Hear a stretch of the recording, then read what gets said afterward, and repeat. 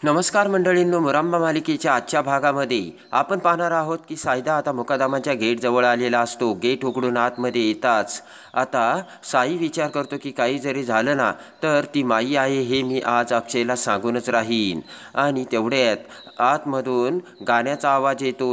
छबीदार छबी मी तोऱ्यात उभी असे गाणे आता सायदाच्या कानावर पडते. आतमध्ये आता सगळेजण डान्स करत असतात आणि सायदा थोडासा थबकतो. पण त्याच वेळेस आता आय्याजीला बाहेर कोणीतरी आल्याचा संशय येतो.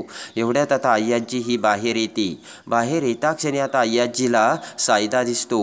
सायदाकडे येत आय्याजी म्हणते की अरे सायदा, तू इथे काय करतोय, चल ना आतमध्ये चल. तर आता साई म्हणतो की अक्षय आहे का, मला अक्षयला भेटायचं आहे, खूप महत्त्वाचं काम आहे. आय्याजी म्हणते की अरे मला सांग ना, अक्षय आता थोडासा बिझी आहे. सायदा म्हणतो की अक्षयला भेटायचं आणि अक्षयला सांगायचं. आय्याजी म्हणते की अरे साई, असं काय करतो, मी त्याची आजीच आहे ना, मला सांग ना. आणि त्यानंतर आता आजीने असं विचारताच आता सायदा डोक्याला हात लावतो आणि म्हणतो की आजी, काल आपण जिला हाकलून लावलं ना ती खरी रमा आहे आणि ही माही आहे माही.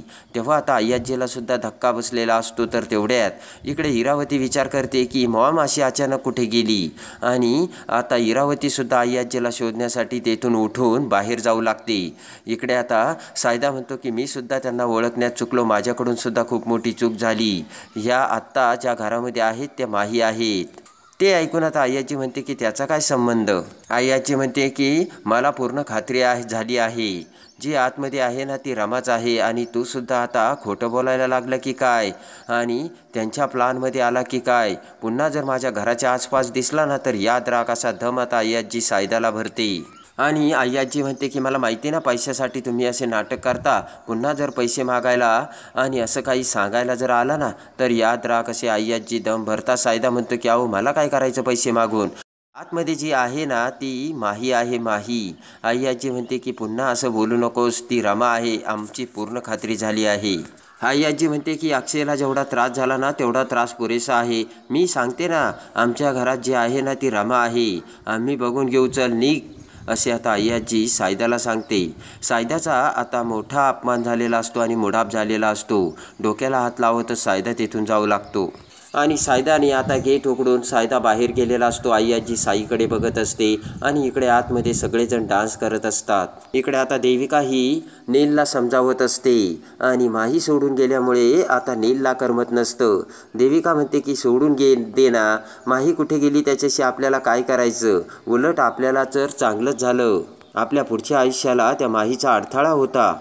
इकडे आता रमा अक्षय बेडरूममध्ये आलेले असतात आणि त्याच वेळेस आता नील हा अक्षयला फोन करतो. नीलचा आलेला फोन बघून अक्षय आता थोडासा अवाक होतो. अक्षय आता नीलचा फोन उचलतो. अक्षय म्हणतो हॅलो. तर नील म्हणतो की मला ना तुला काहीतरी महत्त्वाचं सांगायचं आहे आणि सगळं खरं सांगायचं आहे. तर अक्षय म्हणतो काय. अक्षय विचार करतो की आता नीलला काय सांगायचं असेल. नील म्हणतो की उद्याच्या उद्या येऊन मला भेट, आणि नील फोन कट करतो. इकडे आता अक्षय फोन ठेवतो. तर तेवढ्यात आता अक्षय म्हणतो की आलो मी बाथरूममधून.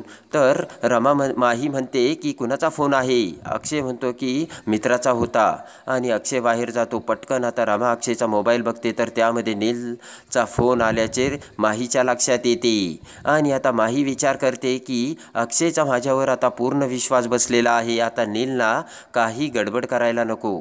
इकडे आता दुसऱ्या दिवशी रमा ही पुन्हा त्या हातगाडीवरती काम करायला आलेली असते. तिला बघून आता इकडे ती हातगाडीवरची बाई विचार करते की या पोरीच्या हाताला चव आहे, आणि उद्या जर लोक माझ्याकडे आले आणि 2 दिवसानंतर हिने जर माझ्या शेजारी दुसरी दुकान टाकली तर माझा सगळा धंदा जाईल. आणि तेवढ्यात आता रमा म्हणते की मला काय म्हणायचं मावशी, आपण ना या पदार्थामधून अजून एक भारतीय पदार्थ जर इथे करून ठेवला तर. तेव्हा आता लगेच ती बाई म्हणते की ए पोरी, तुला ना मी तुझ्या कामाचे सगळे पैसे देते. काल मी जेवढे पैसे झाले त्याच्यातले तुला 900 रुपये दिले, आणि आजसुद्धा जेवढे पैसे होतील ना त्याच्यातले सगळे तुझे पैसे तुला देईल, पण त्यानंतर तुम्हाला इथे कामाला दिसता कामा नाही. तर आता रमा होकार देते. आणि मी इथे कशासाठी काम करते ना हे मला विचारायची गरज नाही, माझं मला चांगलं माहीत आहे, कळलं का तुला, असे आता ती बाई रमाला बोलते. ती बाई म्हणते की तिकडे नवरा घरात एक शिकवतो आणि पोरं काही बी बोलतात, तेव्हा मला कुणाच्या सल्ल्याची गरजच नाही आणि मला कुणाकडून काही शिकायचं बी नाही, कळलं का तुला, अशी ती बाई आता रमाला बोलते. आणि इकडे आता दुसऱ्या दिवशी अक्षय हा नेहमीप्रमाणे त्याचं आवरून नीलला भेटायला जात असतो. तेवढ्यात आता दरवाजात येताच रमाकांत अक्षयला भेटतो. रमाकांत आता अक्षयला बघून म्हणतो की का रे अक्षय, कुठे चाललास आणि खूप टेन्शनमध्ये दिसतोयस. पटकन माहीसुद्धा आता पडद्याच्या आडून आता त्यांचं बोलणं ऐकू लागते. तेवढ्यात आता अक्षय म्हणतो की त्याचं काय आहे ना, जसं दिसतं तसं नसतं. लोकांना वाटतं आपलं घर खूप सुसंस्कृत आहे, पण आपल्या घरामध्ये काय चाललं हे लोकांना कुठे काय माहिती. म्हणून म्हणतो जे जसं दिसतं ना तसं नसतं. अगोदर रामासारखी दिसणारी मुलगी तुम्ही माझ्यासमोर आणून ठेवली आणि अगोदर मी सुद्धा तुमच्यावरती विश्वास ठेवला आणि त्यावेळेस तुम्ही माझ्या काळजीपोटी माझा विश्वासघात केला, म्हणून मी आता विश्वास ठेवणार नाही. आणि अक्षय रमाकांतला काही एक न सांगता तेथून निघून जातो. रमाकांत म्हणतो की असा काय विचार आला याच्या डोक्यात आणि कुठे गेलाय हा. माहीने ते सगळं ऐकलेलं असतं. माही विचार करते की नक्कीच हा नीलला भेटायला जातोय आणि मला सुद्धा जावं लागेल. आणि इकडे आता नीलने अक्षयला त्याच्या घरी भेटायला बोलावलेलं असतं. आता नील घरामध्ये हॉलमध्ये एरझऱ्या मारत अक्षय येण्याची वाटच बघत असतो आणि तेवढ्यात अक्षय तिथे येतो. अक्षय तिथे येताच आता नीलला बघून नीलची कॉलर पकडतो आणि म्हणतो की का माझ्या रमाला इतक्या दिवस डांबून ठेवलं होतं, बांधून ठेवलं होतं, तिला तू त्रास दिला.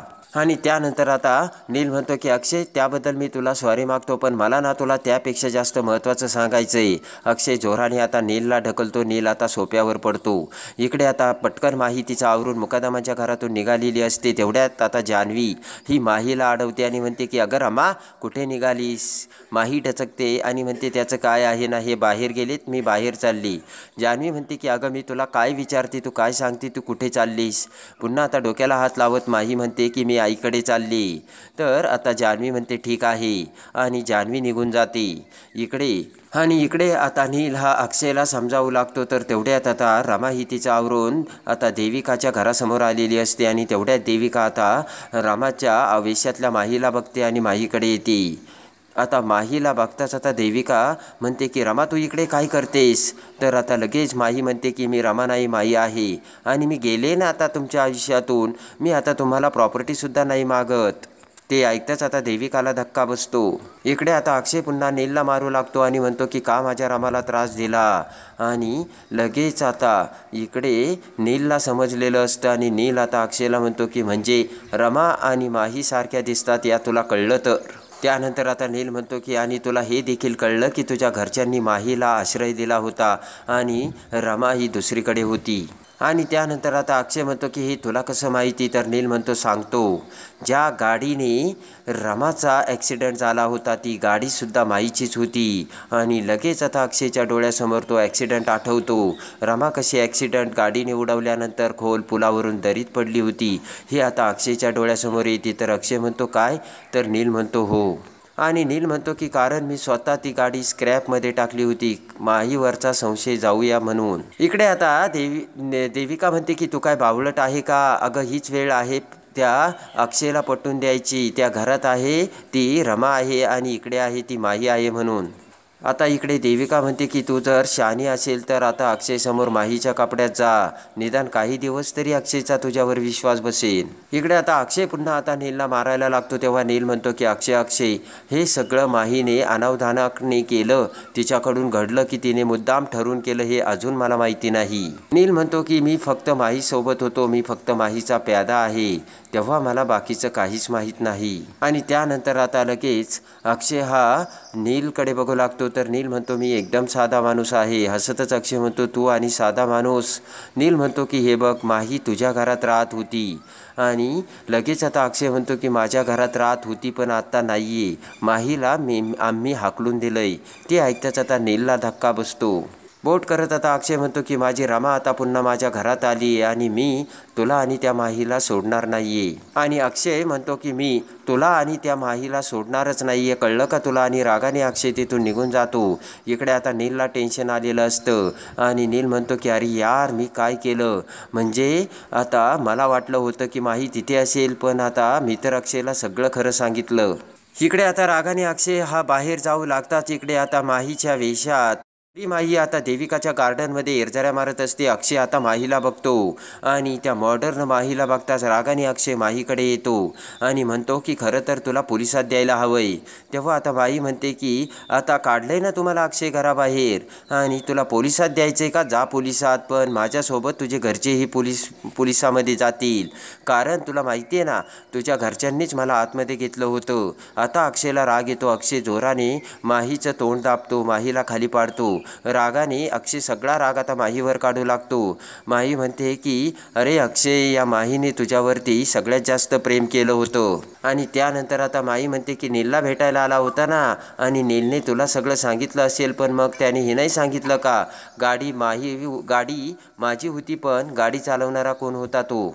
आणि लगेच आता माही म्हणते की आता तर मला असं वाटायला लागलं त्या ॲक्सिडेंटमध्ये रामाचं खरंच काहीतरी झालं असतं तर चाललं असतं.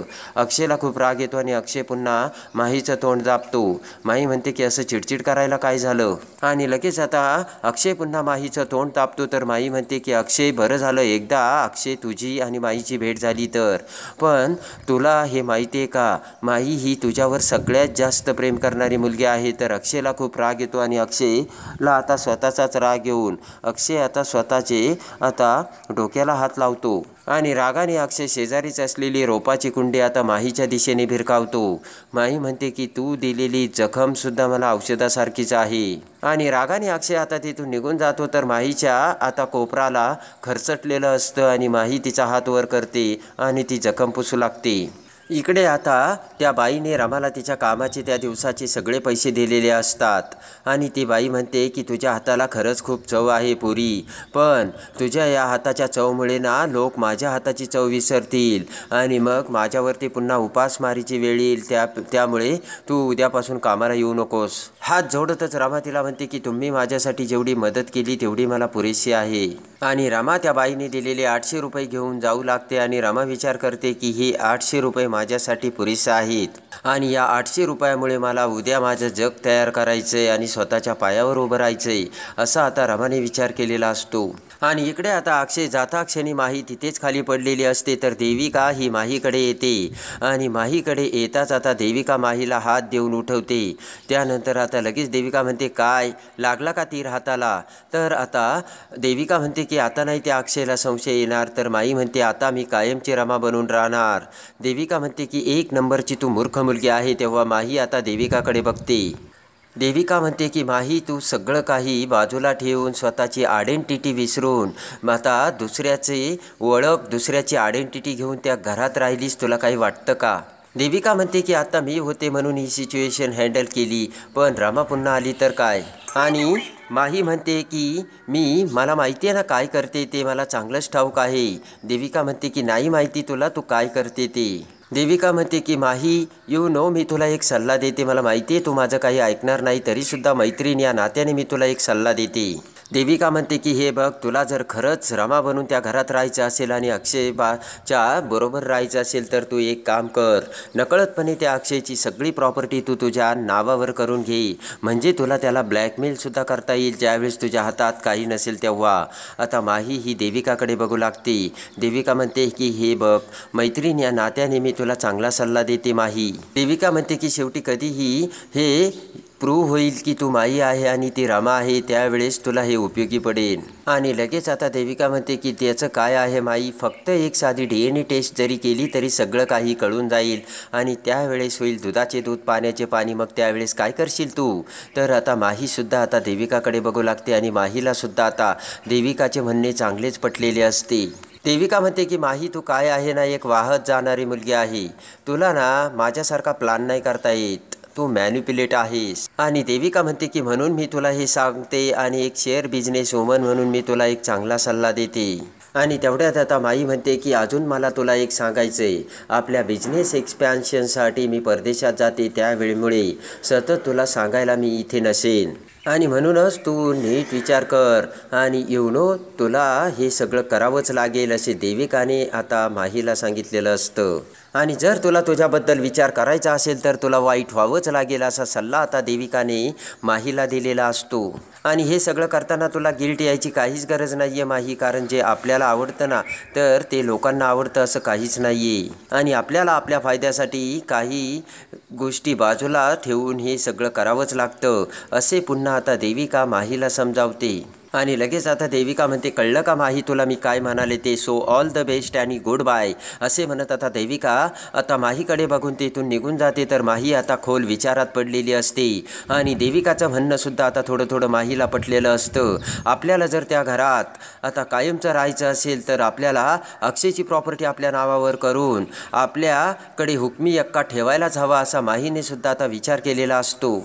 आणि इकडे आता रमा ते पैसे घेऊन एका झाडाखाली येऊन बसलेली असते. आणि रमा आता विचार करू लागते, आपण कायम इथे अक्षयसोबत यायचो आणि कसा वेळ घालायचो, कसे मजेत दिवस काढायचो, हे सगळं आता रमाला आठवत असतं. आणि रमा त्या आठवणीत हरून गेलेली असते. आणि आज आपल्यावरती ही काय वेळ आली याचासुद्धा आता रमाच्या डोक्यात विचार येत असतो. रमा म्हणते की हे काय होऊन बसलं आणि काय विचार केला होता. आणि त्या ठिकाणी लहान मुले येऊन कशी फुगे उडवायची, आपण त्या मुलांसोबत कसं मौज मजा करून तिथे वेळ घालवायचो, हे सगळं आता रमाला आठवत असते.